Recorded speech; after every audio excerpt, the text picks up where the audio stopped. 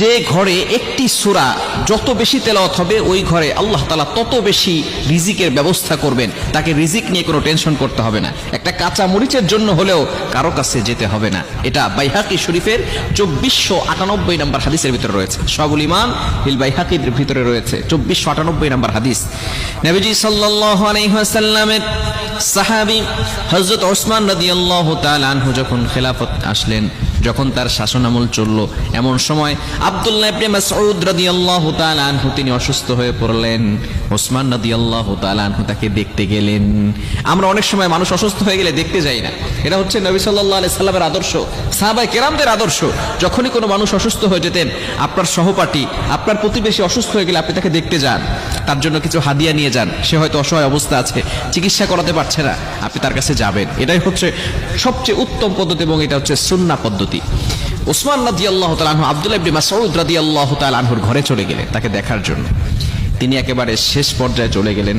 ওসমান রাদিয়াল্লাহু তাআলা আনহু বললেন, তোমার তো ঘরে মেয়েরা আছে, তুমি যদি চাও আমি বাইতুল ফান্ড থেকে তোমার জন্য কিছু খাবারের ব্যবস্থা করব, যাতে করে তোমার মেয়েরা সেখান থেকে খেতে পারে, তোমাকে টেনশন করতে হবে না।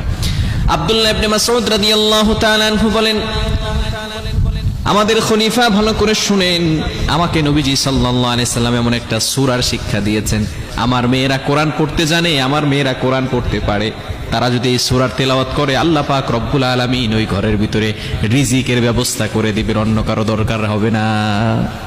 Can you imagine that? আপনি কল্পনা করতে পারছেন সাহাবায়ে কেরাম কেমন আল্লাহকে ট্রাস্ট করতেন, বিশ্বাস করতেন। নবী সাল্লাল্লাহু আলাইহি ওয়াসাল্লাম জানিয়ে দিয়েছেন, যদি ঘরের ভিতরে সূরা তেলাওয়াত করা হয়, কোরআন তেলাওয়াত করা হয়, ঘরের ভিতরে আল্লাহ তাআলা বরকত নাজিল করে। শুধু তাই নয়, আল্লাহ পাক রব্বুল আলামিন যেই সূরা তেলাওয়াত করলে ঘরের ভিতরে রিজিকের ব্যবস্থা করেন, সেই সূরাটা হচ্ছে সূরাতুল ওয়াকিয়া। এই সূরাটা আমরা অবশ্যই বাসায় পড়ব। বর্তমানে সাহাবায়ে কেরামদের তারা নিজেরাও কোরআন পড়তে পারতেন, তাদের সন্তানদেরকেও কোরআন পড়া শেখাতেন। আমরা নিজেরাও কোরআন পড়তে পারি না, সন্তানরাও কোরআন পড়তে জানে না। সন্তানদেরকে কোরআন পড়া শেখান, আপনি নিজে কোরআন পড়েন। আপনার ঘরের ভিতরে প্রত্যেক দিন মাগরিবের নামাজের পরে সূরা ওয়াকিয়ার তেলাওয়াত করেন। যখনই সুযোগ পান সূরা ওয়াকিয়ার তেলাওয়াত করেন। ইনশাআল্লাহ আল্লাহ তাআলা ঘরের ভিতরে রিজিক নিয়ে টেনশন করতে হবে না, রিজিকের অভাব দূর করে দিবেন। আল্লাহ পাক রব্বুল আলামিন কোথা থেকে যে রিজিকের ব্যবস্থা করবেন আপনি কল্পনাও করতে পারবেন না। মনে রাখবেন, একটা পাখি সকালবেলা খালি পেট থেকে ঘর থেকে বের হয়, খালি পেটে বের হয়, আবার সন্ধ্যার সময় ভরা পেটে সে চলে আসে। তাকে রিজিকের ব্যবস্থা করেন কে? লা রাযাকাকুম কামা ইয়ারযুকুত তায়র। পাখিকে যেভাবে আল্লাহ তাআলা রিজিকের ব্যবস্থা করেন, আপনাকেও আল্লাহ তাআলা সেভাবে রিজিকের ব্যবস্থা করে দিবেন। এজন্য রিজিক নিয়ে টেনশন করতে হবে না যদি আপনার ঘরের ভিতরে সূরা ওয়াকিয়ার তেলাওয়াত হয়। এজন্য সূরা ওয়াকিয়ার তেলাওয়াত চালু করেন। আপনার সন্তানদেরকে বলবেন প্রতিদিন মাগরিবের নামাজের পরে সূরা ওয়াকিয়ার তেলাওয়াত করতে। বলা যাবে তো ইনশাআল্লাহ? বলতে পারবো তো ইনশাআল্লাহ? সূরা ওয়াকিয়ার তেলাওয়াত যদি করে আল্লাহ তাআলা ওই ঘরের ভিতরে বরকত দিয়ে দেন, রিজিক নিয়ে ওই ঘরে কোনো টেনশন করতে হয় না। আল্লাহ তাআলা প্রত্যেকটা প্রাণীকে রিজিকের ব্যবস্থা করেন। আল্লাহ তাআলা নিজেই বলে দিয়েছেন 12 নম্বর পারার 1 নম্বর পৃষ্ঠার 1 নম্বর লাইন সূরা হুদের 6 নম্বর আয়াতে রব্বুল আলামিন বলেন, ওয়া মা মিন দাব্বাতিন ফিল আরদি ইল্লা আলাল্লাহি রিজকুহা। দুনিয়ার ভিতরে এমন কোনো প্রাণী নাই যেই প্রাণীর রিজিকের ব্যবস্থা আল্লাহ তাআলা করেন না।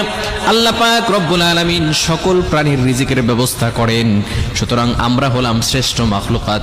আমরা যদি কোরআন দিয়ে জীবনটাকে পরিচালনা করি, কোরআন যদি ঘরের ভিতরে তেলাওয়াত করি, তাহলে আমাদের রিজিকের ব্যবস্থা করবেন কে? এজন্য অবশ্যই আমরা সঠিকভাবে কোরআনের তেলাওয়াত করব এবং সূরা ওয়াকিয়া প্রতিদিন ঘরের ভিতরে তেলাওয়াত করার চেষ্টা করব। আল্লাহ পাক রব্বুল আলামিন আমাদের সকলকে রিজিক নিয়ে দুশ্চিন্তা থেকে মুক্ত করেন। সকলে বলেন আমিন।